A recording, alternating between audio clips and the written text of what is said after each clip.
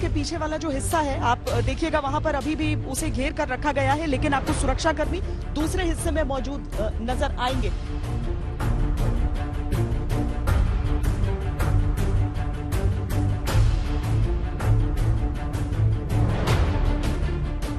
Call यही थी कि बम ब्लास्ट हुआ है। इलाके को कॉर्डन ऑफ कर दिया गया, वो ये घेरेबंदी की गई है, वहीं पर ये धमाका हुआ है।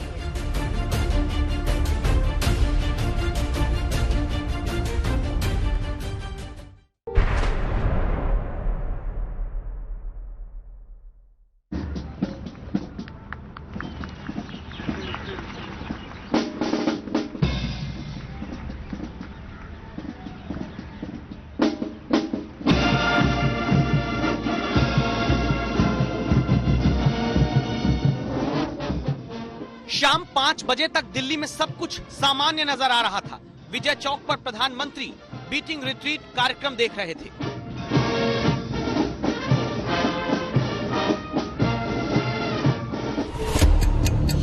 तभी शाम 5:05 पर प्रधानमंत्री जहां बैठे थे वहां से सिर्फ 1 किलोमीटर 800 मीटर की दूरी पर एक धमाका होता है।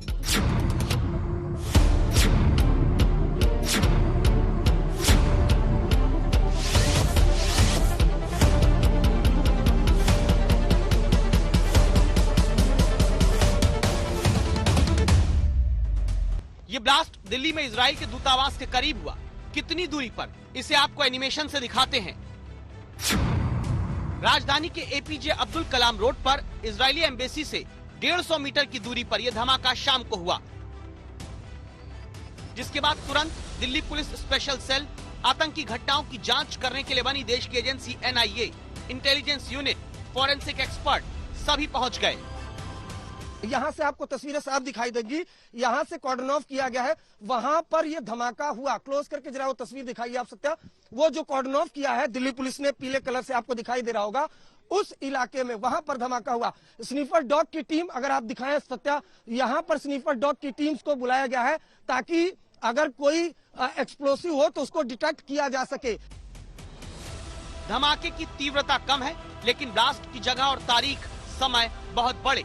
इस बात को ऐसे समझिए, जगह इसलिए बड़ी क्योंकि इजरायली एम्बेसी के पास जहां धमाका हुआ वहां से 1800 मीटर की दूरी पर देश के राष्ट्रपति और प्रधानमंत्री मौजूद थे।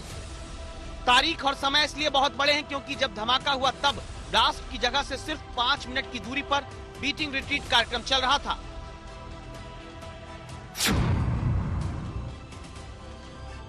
धमाका किस चीज में हुआ? जवाब यह कि दिल्ली पुलिस के सूत्रों के मुताबिक झाड़ियों के पास आईईडी बम को रखा गया था।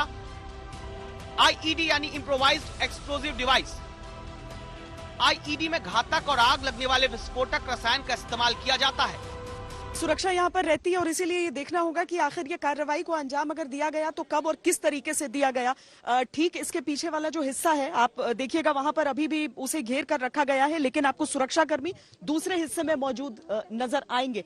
यहाँ पर जो है वो NIA की टीम यहाँ पर भी पहुंच के, और जो फोरेंसिक्स की टीम है वो यहाँ पर पहुंच के यहाँ से देखने के लिए कि किस तरह के एक्सप्लोसिव्स थे, क्योंकि जब तक वो चीजें, एक लो इंटेंसिटी आईईडी था ये तो पता है, लेकिन ऐसा नहीं है कि लो इंटेंसिटी आईईडी से किसी को नुकसान नहीं हो सकता है। अगर कोई व्यक्ति वहां पर रहेगा तो उसे काफी आघात हो सकता है, जान भी जा सकती है। अब आप ये सवाल सोचें कि क्या इस धमाके में कोई नुकसान हुआ है, तो जवाब ये कि इजराइल दूतावास पूरी तरह सुरक्षित है। सिर्फ धमाके की जगह पर 3 कारों के शीशे टूटे हैं, कोई जख्मी भी नहीं हुआ। सब सुरक्षित है, सब अलर्ट पर अब हैं। लेकिन इस सवाल का जवाब भी अब जानना जरूरी है कि 26 जनवरी पर देश की राजधानी में अलर्ट के बाद छोटा धमाका इजराइल दूतावास के पास आखिर कैसे कोई करके चला गया। यहां से इसके आगे यानी सीआरपीएफ के जो जवान लगे हैं उसके आगे, मैं मौसम से कहूंगी कि उस तरफ की तस्वीरें आप लोगों को दिखाएं ताकि उसे देखकर आप समझ सकें कि किस तरीके से गहन इस समय चिंतन चल रहा है और ये जांच बहुत महत्वपूर्ण हो जाती है। इजराइल जैसा देश की बात जब हम करते हैं तो इसमें एक सबसे अहम चीज हो जाती है कि बहुत सारे ऐसे लोग हैं, बहुत सारे ऐसे धड़े हैं जो इजराइल और भारत की दोस्ती को नापसंद करते हैं। और ये सिर्फ आज की बात नहीं है, हमने उस स्टिकी बॉम्ब वाला पूरा एपिसोड हमें याद है कि किस तरीके से किया गया था, या फिर जब 26/11 में मुंबई पर हमला किया गया था तो किस तरीके से इजराइल को एक संदेश देने की कोशिश की गई थी।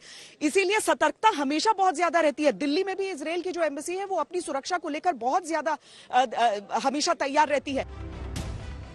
धमाके की जिम्मेदारी किसी संगठन और व्यक्ति ने अब तक नहीं ली है। एनआईए की टीम इस बात की जांच करने में जुट चुकी है। ब्लास्ट कैसे हुआ, सीसीटीवी फुटेज इलाके के खंगाले जा रहे हैं। श्वेता सिंह के साथ अरविंद ओझा, दिल्ली आज तक।